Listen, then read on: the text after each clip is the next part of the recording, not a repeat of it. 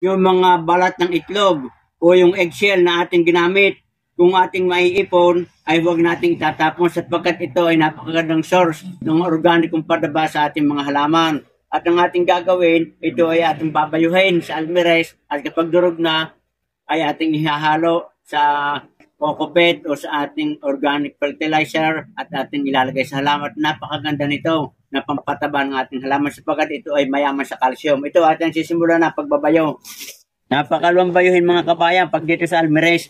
Ating lang pinipisa nitong ating pinakahalo. Ayan, madali siyang madurog.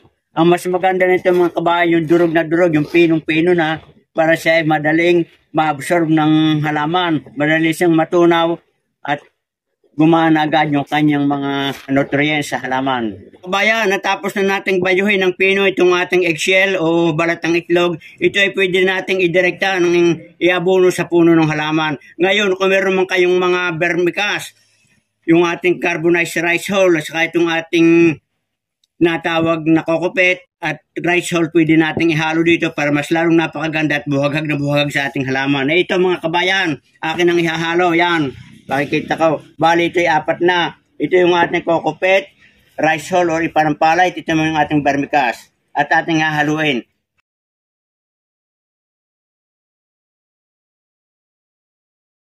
O yan mga kabayan, ating ilalagay na sa puno ng halaman para madali siyang bumulaklak at nang gumanda ang bulas ng kanyang mga dahon. At din lalagyan itong maliliit kong cutting ng garlic vine o yung bawang-bawangan para lalo siyang mabilis bumulaklak. Yan.